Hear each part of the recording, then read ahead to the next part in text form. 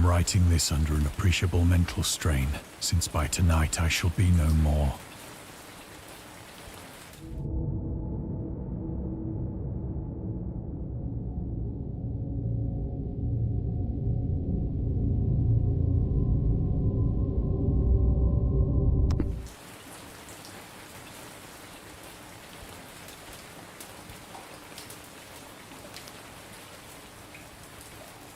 Penniless, and at the end of my supply of the drug which alone makes life endurable, I can bear the torture no longer, and shall cast myself from this garret window into the squalid street below. Do not think from my slavery to morphine that I am a weakling or a degenerate. When you have read these hastily scrawled pages, you may guess, though never fully realize, why it is that I must have forgetfulness or death.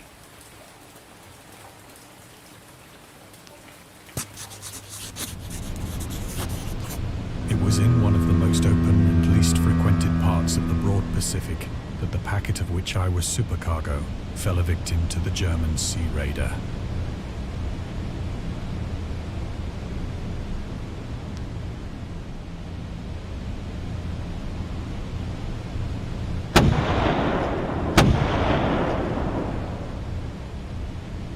The Great War was then at its very beginning, and the ocean forces of the Hun had not completely sunk to their later degradation.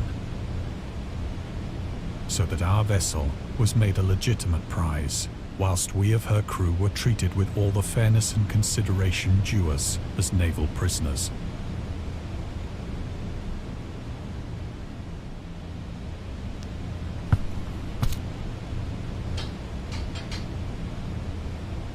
So liberal, indeed, was the discipline of our captors, that 5 days after we were taken, I managed to escape alone in a small boat with water and provisions for a good length of time.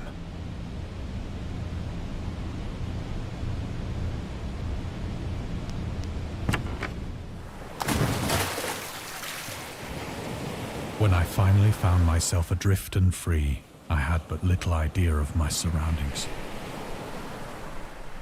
Never a competent navigator, I could only guess vaguely by the sun and stars that I was somewhat south of the equator.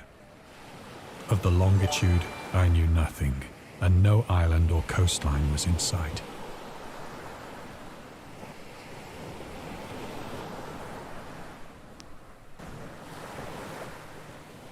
The weather kept fair, and for uncounted days I drifted aimlessly beneath the scorching sun, waiting either for some passing ship or to be cast on the shores of some habitable land.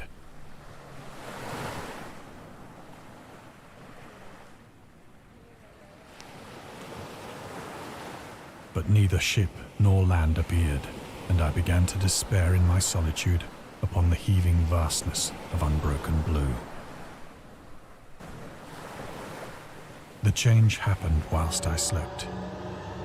Its details I shall never know, for my slumber, though troubled and dream-infested, was continuous.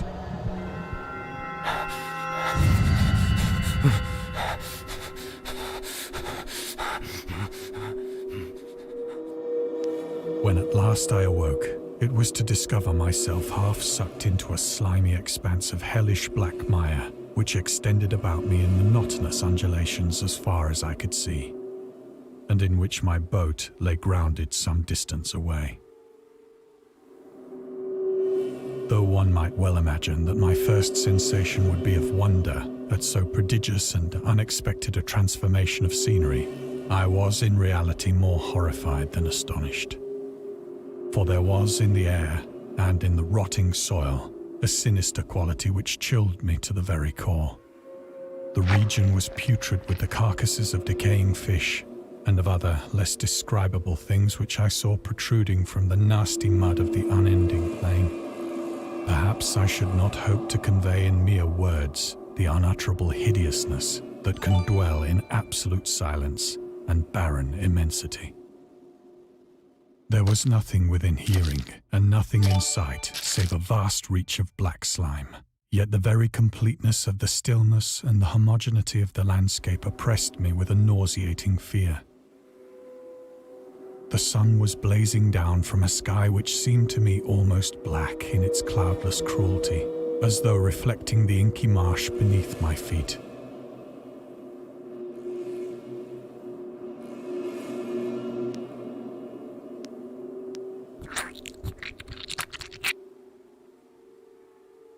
As I crawled into the stranded boat, I realized that only one theory could explain my position. Through some unprecedented volcanic upheaval, a portion of the ocean floor must have been thrown to the surface, exposing regions for which innumerable millions of years had lain hidden under unfathomable watery depths. So great was the extent of the new land which had risen beneath me that I could not detect the faintest noise of the surging ocean, straining my ears as I might. Nor were there any seafowl to prey upon the dead things.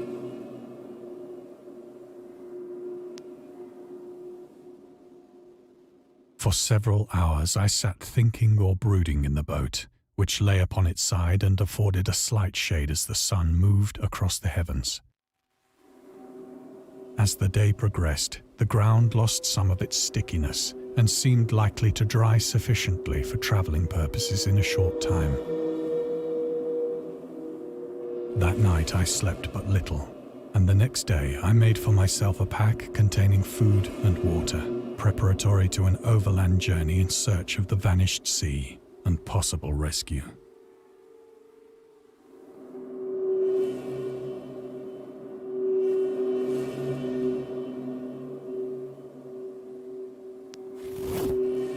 On the third morning, I found the soil dry enough to walk upon with ease.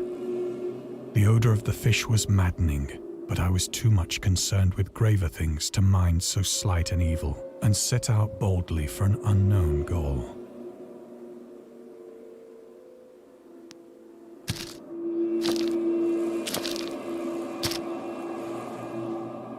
All day I forged steadily westward, guided by a faraway hummock which rose higher than any other elevation on the rolling desert.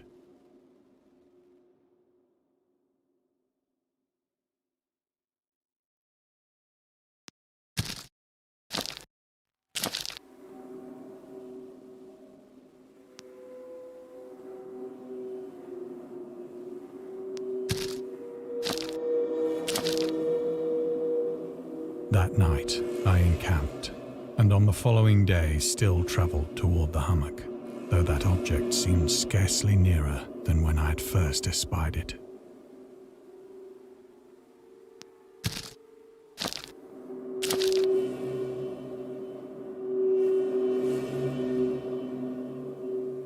By the fourth evening, I attained the base of the mound, which turned out to be much higher than it had appeared from a distance. An intervening valley setting it out in sharper relief from the general surface. Too weary to ascend, I slept in the shadow of the hill. I know not why my dreams were so wild that night, but ere the waning and fantastically gibbous moon had risen far above the eastern plain, I was awake in a cold perspiration, determined to sleep no more. Such visions as I had experienced were too much for me to endure again. And in the glow of the moon I saw how unwise I had been to travel by day. Without the glare of the parching sun, my journey would have cost me less energy. Indeed, I now felt quite able to perform the ascent which had deterred me at sunset. Picking up my pack, I started for the crest of the eminence.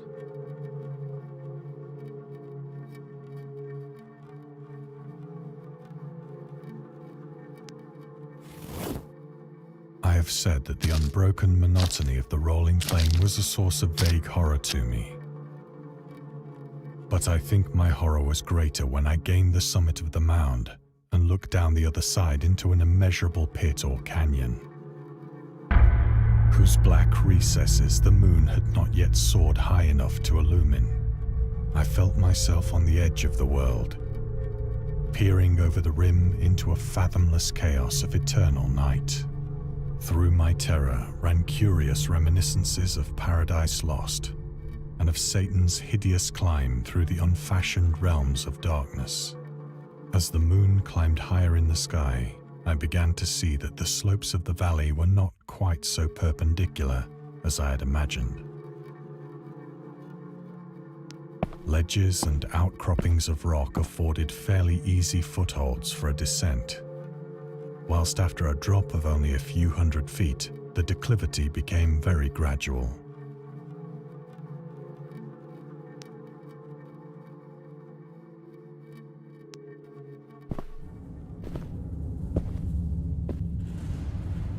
Urged on by an impulse which I cannot definitely analyze, I scrambled with difficulty down the rocks and stood on the gentler slope beneath, gazing into the Stygian deeps, where no light had yet penetrated. All at once, my attention was captured by a vast and singular object on the opposite slope, which rose steeply about 100 yards ahead of me. An object that gleamed whitely in the newly bestowed rays of the ascending moon.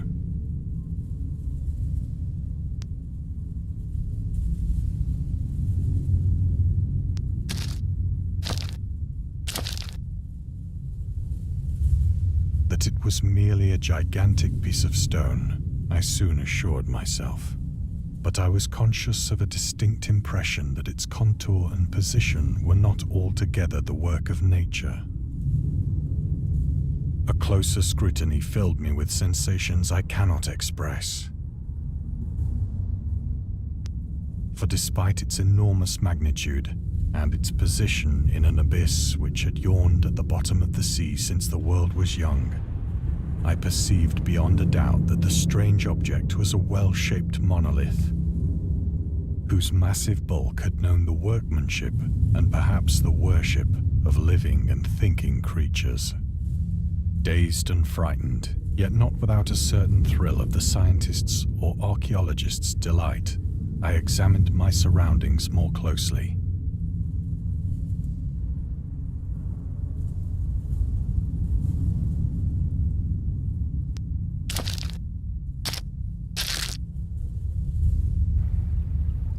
The moon, now near the zenith, shone weirdly and vividly above the towering steeps that hemmed in the chasm, and revealed the fact that a far-flung body of water flowed at the bottom, winding out of sight in both directions and almost lapping my feet as I stood on the slope. Across the chasm, the wavelets washed the base of the cyclopean monolith, on whose surface I could now trace both inscriptions and crude sculptures.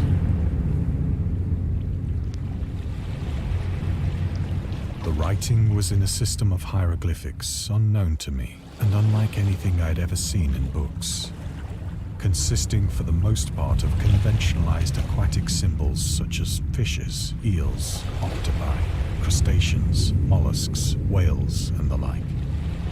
Several characters obviously represented marine things which are unknown to the modern world, but whose decomposing forms I had observed on the ocean-risen plain. It was the pictorial carving, however, that did most to hold me spellbound.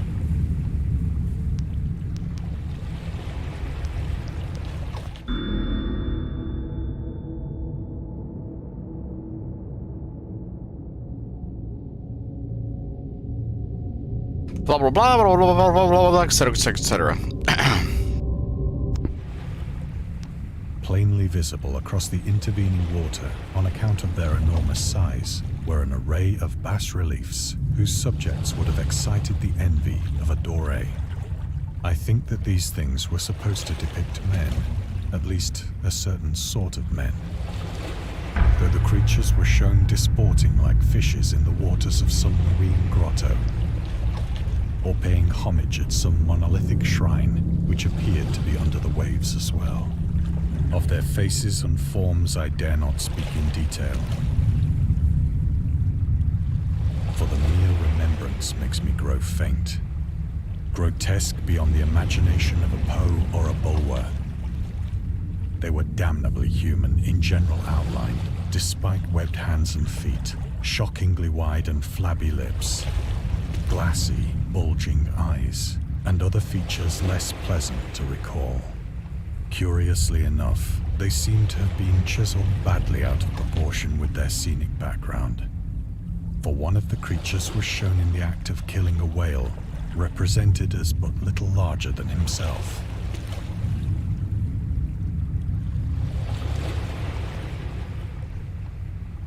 I remarked, as I say, their grotesqueness and strange size, but in a moment decided that they were merely the imaginary gods of some primitive fishing or seafaring tribe.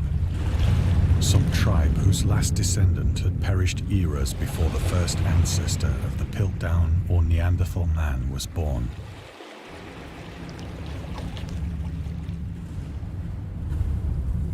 Awestruck at this unexpected glimpse into a past beyond the conception of the most daring anthropologist, I stood musing whilst the moon cast queer reflections on the silent channel before me. Then, suddenly, I saw it. With only a slight churning to mark its rise to the surface, the thing slid into view above the dark waters. Loathsome, it darted like a stupendous monster of nightmares to the monolith, about which it flung its gigantic scaly arms, while it bowed its hideous head and gave vent to certain measured sounds. I think I went mad then. Of my frantic ascent of the sloping cliff and of my delirious journey back to the stranded boat, I remember little.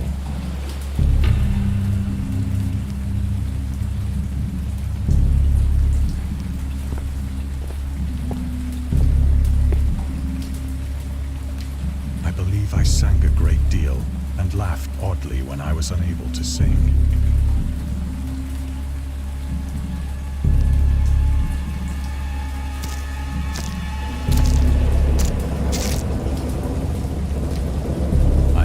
Distinct recollections of a great storm sometime after I reached the boat. At any rate, I know that I heard pearls of thunder and other tones which nature utters only in her wildest moods.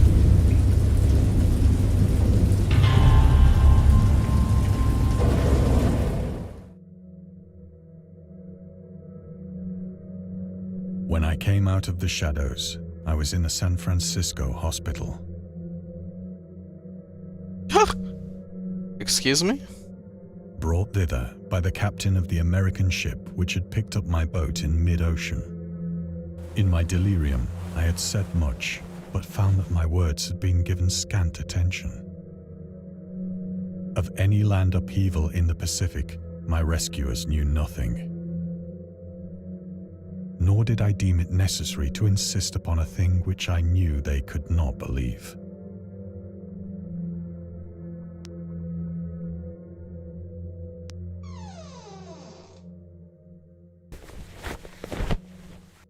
Once I sought out a celebrated ethnologist and amused him with peculiar questions regarding the ancient Philistine legend of Dagon, the fish god.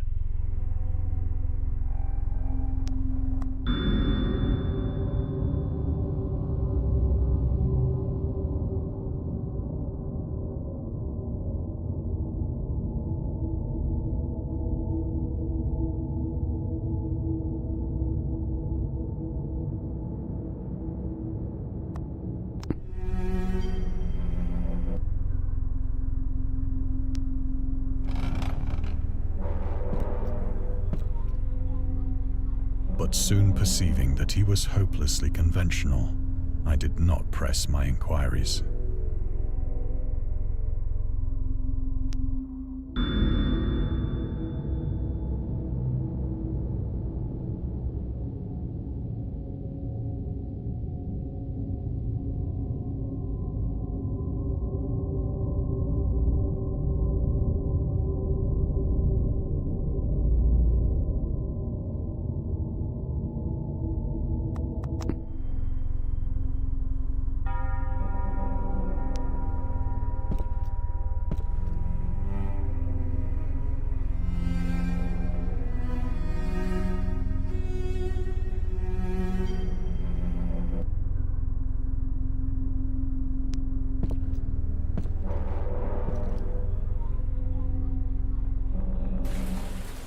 is at night, especially when the moon is gibbous and waning, that I see the thing.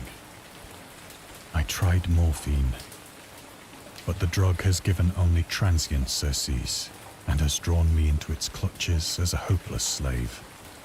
So now I am to end it all, having written a full account for the information or the contemptuous amusement of my fellow men.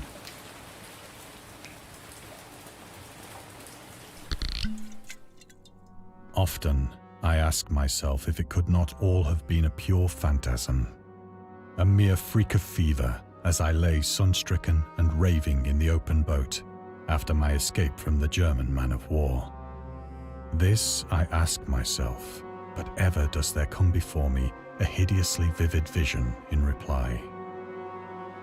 I cannot think of the deep sea without shuddering at the nameless things that may at this very moment be crawling and floundering on its slimy bed, worshipping their ancient stone idols and carving their own detestable likenesses on submarine obelisks of water-soaked granite. I dream of a day when they may rise above the billows to drag down into their reeking talons the remnants of puny, war-exhausted mankind. Of a day when the land shall sink and the dark ocean shall ascend amidst universal pandemonium.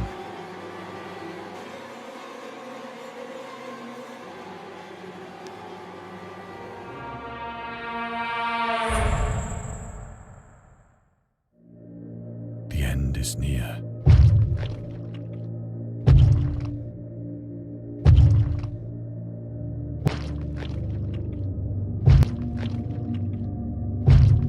I hear a noise at the door, as of some immense slippery body lumbering against it.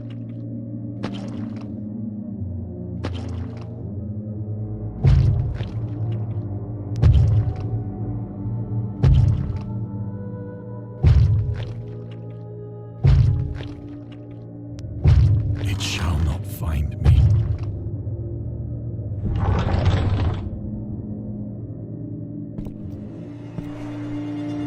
God, that hand!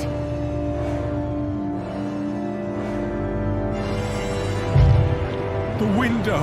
The window!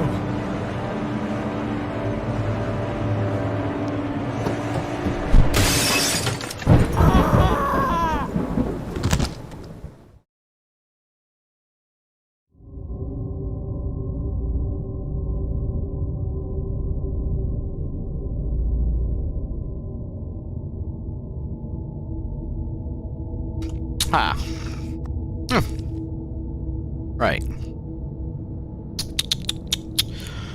That was interesting. What are these, Oh, look at these DLCs. Hey.